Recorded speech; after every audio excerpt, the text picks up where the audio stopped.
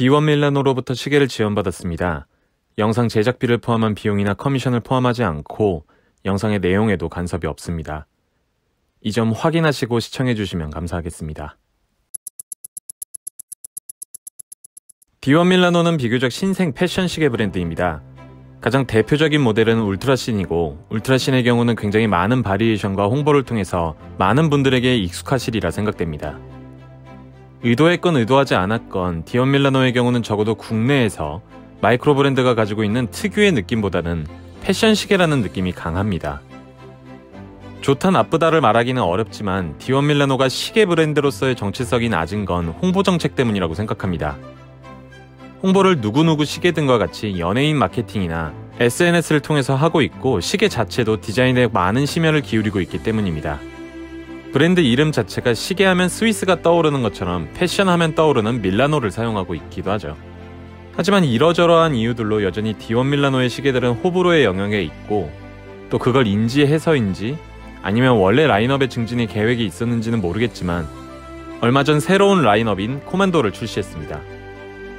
코만도 이야기를 하기 전에 평소 같으면 D1 밀라노 이야기와 더티 더즌에 대해서 장황하게 소개했을 텐데요. D1 밀라노 이야기는 D1 밀라노의 대표 모델인 울트라신 리뷰에서 자세히 말씀드리도록 하겠습니다. 또 많은 분들이 아시겠지만 더티 더즌의 경우는 얘기 한번 시작하면 오늘 시계 리뷰는 못할 수준이니까 한 줄로 요약하도록 하겠습니다. 정말 간단히 더티 더즌은 2차 대전 당시 영국군의 필드 시계를 제작했던 12개의 시계 브랜드와 시계를 의미합니다.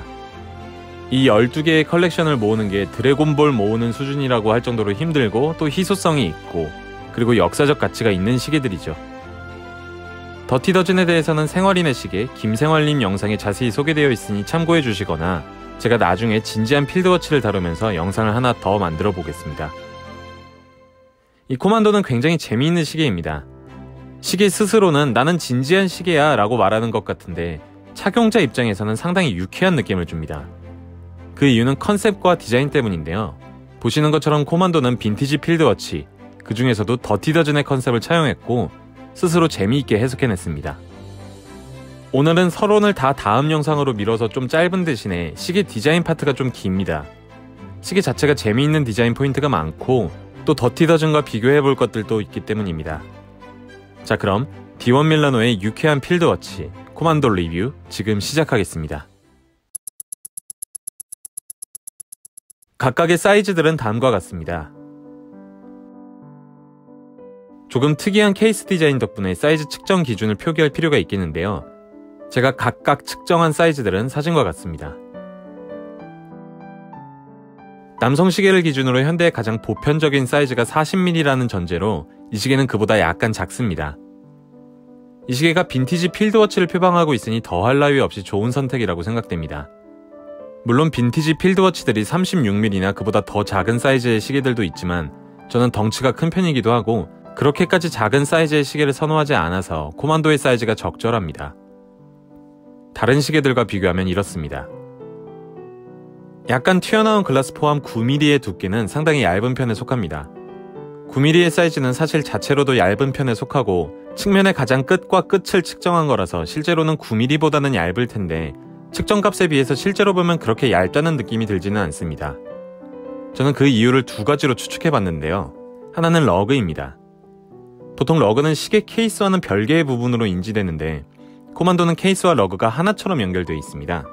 그래서 러그가 없었다면 이 얇은 두께를 체감할 수 있었을 것입니다. 또 하나는 시계의 사이즈입니다.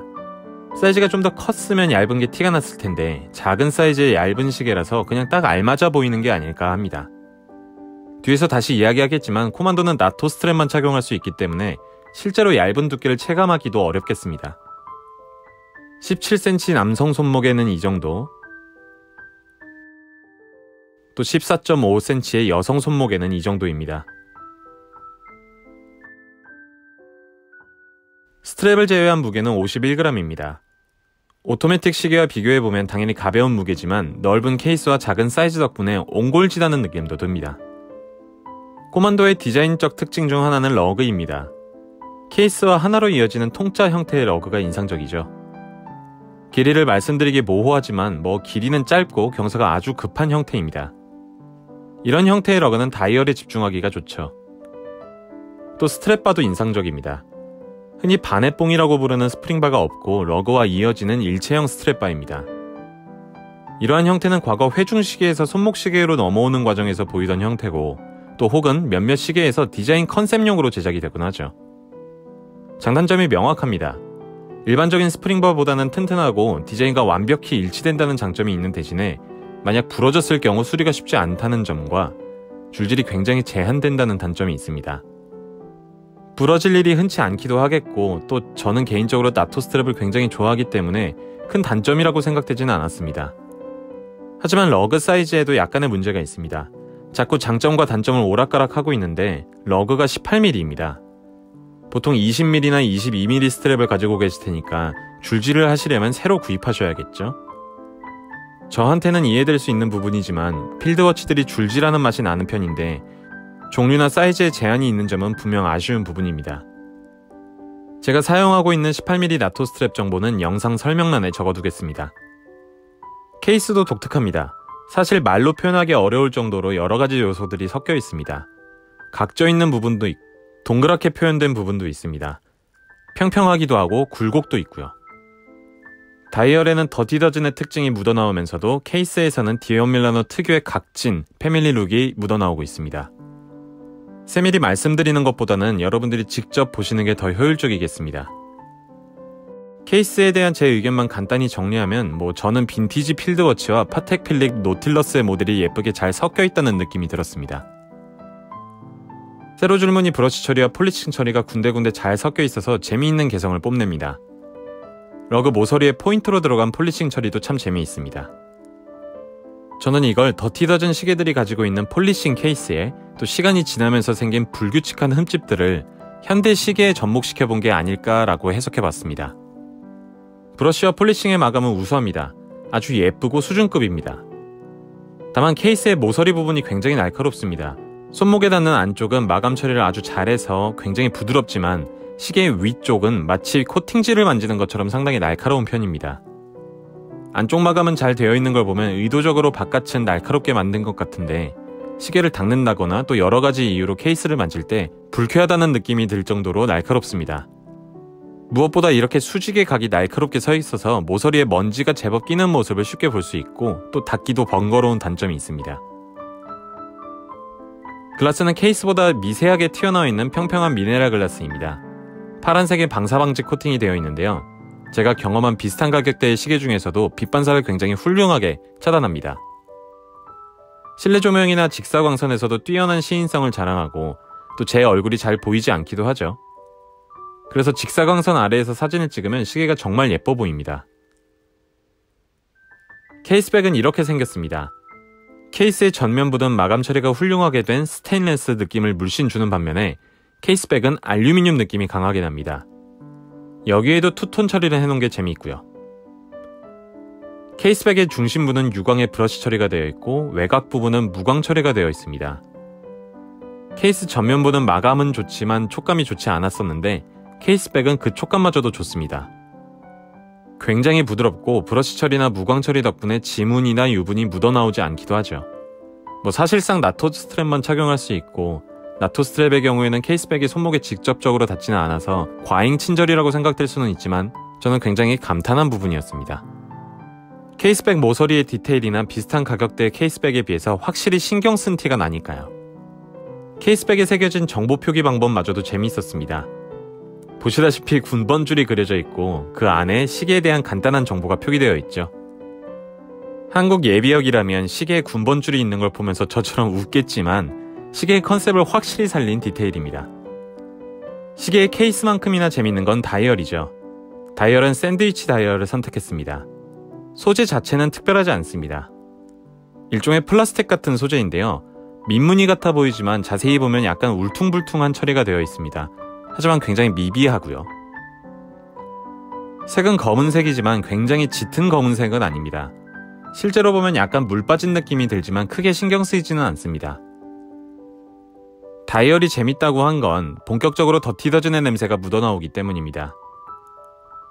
첫 번째는 철로 모양의 인덱스 라인입니다. 야광이나 특별한 포인트를 할 게 없는 철로 모양의 인덱스 라인은 다이얼을 작아 보이게 만드는 효과도 있고 디자인 자체로도 빈티지함을 더해주죠. 두 번째는 6시 방향 스몰 세컨즈입니다. 더티 더즌의 가장 큰 특징이라고 할 수 있는 스몰 세컨즈는 기능이랄 게 없이 단순히 초침만 따로 분리해낸 것입니다. 역시 초침 인덱스는 철로 모양으로 구성되어 있습니다. 정렬이나 마감도 좋고 프린트의 인쇄 상태도 양호합니다. 3시간 단위로 기준점을 만들어 놓은 점도 특징이고요. 세 번째는 1시간 단위 인덱스입니다. 인덱스는 모두 바형으로 제작되어 있습니다. 더티 더즌은 숫자로 표기한 것에 비하면 바형 인덱스는 디원 밀라노의 재미있는 해석 같습니다. 물론 아라비안 숫자에 비해서 가독성은 떨어질 수 있겠지만 더티 더즌과 다른 케이스 모양 그리고 분위기 덕분에 숫자보다는 확실히 바형 인덱스가 이 시계의 느낌과는 잘 어울린다는 느낌입니다. 인덱스의 바깥 부분은 흰색의 라인이 그려져 있고 모두 같은 길이지만 스몰 세컨즈가 있는 5시, 6시, 7시 인덱스는 다른 거에 비하면 약간 짧습니다. 전반적인 조화가 좋아서 이 인덱스들이 짧은 게 눈에 띄지 않아서 좋습니다. 12시 방향에는 브랜드 로고와 모델명, 방수 성능이 프린팅되어 있습니다. 눈에 잘 띄지는 않지만 약간의 입체감이 있는 프린팅입니다. 계속 말씀드리는 것처럼 이런 작은 디테일에서 이 시계는 작은 마감 하나에도 신경 쓴 잘 만든 시계라는 느낌이 강하게 듭니다. 날짜창이 없습니다. 무브먼트 자체에 날짜창 기능을 제공하지 않을 뿐더러 더티 더즌의 영향도 있듯이 이 디자인에 날짜창이 있었으면 영 보기 좋지 않았을 것 같네요. 핸즈들은 검 형태로 제작되어 있고 가운데에는 야광 도료가 분포되어 있습니다. 스몰 세컨즈의 핸즈는 일종의 바늘 형태고 야광은 없습니다. 입체감이랄 게 없는 평평한 형태이기 때문에 마감도 무난한 수준이고요.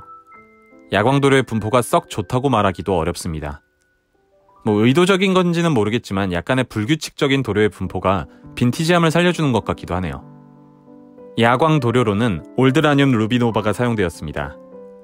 일반적으로 야광 도료는 C3나 BGW9 도료를 사용합니다만 올드라늄 루비노바는 빈티지 컨셉의 시계들에 종종 사용되곤 합니다.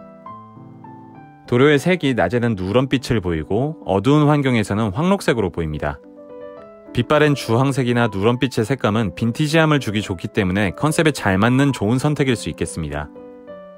하지만 발광력이나 지속시간에 특장점이 있다고 말씀드리기도 어렵습니다. 용두는 딱히 흠잡을 곳이 없는 무난한 용두입니다. 푸시핀 형태이며 용두가 닫혀있을 때는 무한히 회전합니다.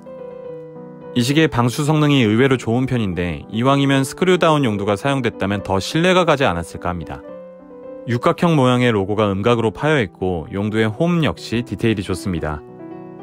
용두의 뽑힌 정도가 상당히 짧고 용두 가드까지 있어서 사용이 불편하지 않을까 걱정했었는데 의외로 용두 조작감에 불편함은 없었습니다. 용두 조작감은 상당히 가벼운 편입니다. 날짜창이 없고 무브먼트가 날짜 기능을 제공하지 않기 때문에 고스트 포지션 역시 없습니다. 날짜를 변경할 필요도 없으니까 용두 사용 빈도가 굉장히 낮을 거고 애당초 쿼츠 시계니까 용두를 만질 일이 거의 없다는 점을 생각하면 특별한 장단점이 없는 무난한 용두라고 생각됩니다. 기본으로 제공되는 스트랩은 나일론 재질의 나토 스트랩입니다. 제가 사용하는 일반적인 저렴한 컨버스 재질의 나토 스트랩에 비하면 상당히 부드럽고 착용감도 좋습니다. 폭이 좁고 길이도 비교적 약간 긴 편이라서 상당히 길어 보이기도 하고요. 부드러운 착용감이나 각종 홀더의 마감, 또 스트랩 끝부분의 마감을 보면 장점도 있지만 단점도 물론 있습니다. 스트랩이 긴 편이기도 하고 컨버스 재질의 스트랩에 비해서 약간 흐물거리는 편이기 때문에 이렇게 붕 뜨는 모습을 볼 수 있습니다. 잘 풀리지는 않지만 한번 신경 쓰이기 시작하니까 계속 신경 쓰이더라고요. 또 나일론 스트랩의 태생적인 문제일 수도 있겠지만 스트랩 옆면의 올이 약간 풀리기도 합니다. 그리고 제가 제일 아쉬워하는 부분은 스트랩 끝부분의 이 마감입니다. 이렇게 별도의 부품으로 끝부분을 마감해서 디자인 디테일은 좋지만 이게 버클이나 러그에 너무 딱 맞는 사이즈로 제작되었습니다. 그게 왜 단점이냐면 시계를 풀거나 줄을 교체할 때 항상 이렇게 걸립니다. 불편하기도 하고 흠집을 만드는 요소가 돼서 아쉽습니다. 홈페이지에 선택사항이 없는 것도 아쉬운 부분입니다. 보통 18mm 나토 스트랩을 흔히 가지고 있지 않기도 하고 또 이 시계는 나토 스트랩 외에는 착용할 수가 없으니만큼 홈페이지에서 다양한 옵션을 제공해줬으면 좋지 않았을까 합니다. 색상이 다른 모델의 경우는 다른 색상도 있고 또 가죽 스트랩도 있으니 제작을 안 하는 것도 아니니만큼 적어도 옵션으로나마 제공했으면 좋았으리라 생각됩니다.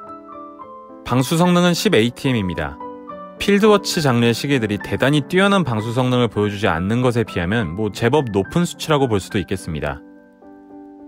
영국 국방부에서 세운 WWW의 기준이 일정 수준의 방수 성능을 포함하고 있으니까 코만도도 이 컨셉을 잘 살린 거라 볼 수 있겠죠.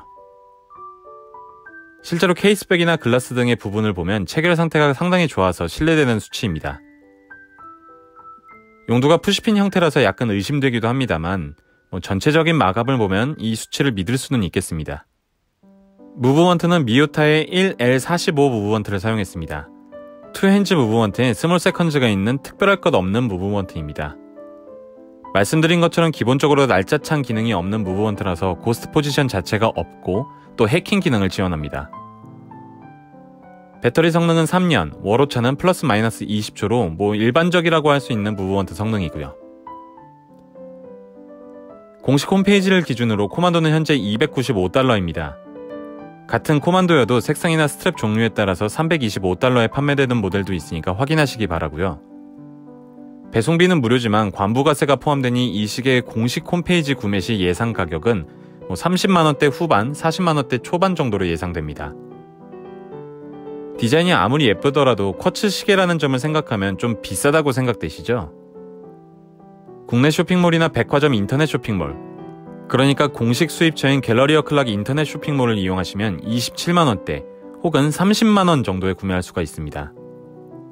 갤러리어 클락의 경우는 디원밀라노의 공식 수입처니만큼 공식적인 AS도 받을 수 있을 거고 공식 홈페이지보다 10만원 정도 저렴하기도 합니다. 게다가 배송시간이나 교환 환불에서의 장점도 있죠. 가격대별 링크도 영상 설명란에 적어두겠습니다. 자, 결론입니다. 코만도는 유쾌한 시계였습니다.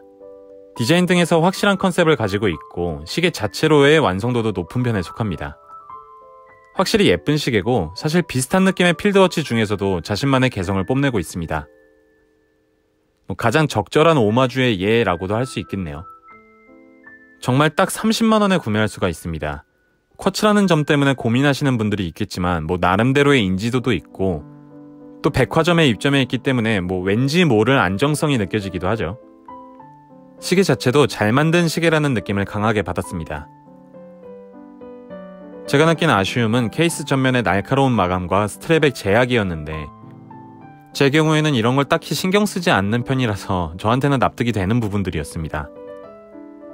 11월 말쯤이 되면 다양한 세일 이벤트들이 있을 텐데 할인이 있을지 없을지는 확신할 수 없지만 그때가 돼서 할인까지 한다면 선택에 큰 고민하지 않으셔도 될 것 같다는 생각입니다. 갤러리어 클락에 있는 백화점이라면 대부분 디원밀라노가 입점해 있을 테니까 직접 눈으로 확인해 보시는 것도 좋은 방법이 되겠습니다. 자, 이렇게 해서 디원밀라노의 코만도를 살펴봤습니다. 많은 도움이 됐길 바랍니다. 저는 여러분들의 댓글을 기다리고 있습니다. 많은 댓글과 구독 부탁드립니다. 모더나치스였습니다. 감사합니다.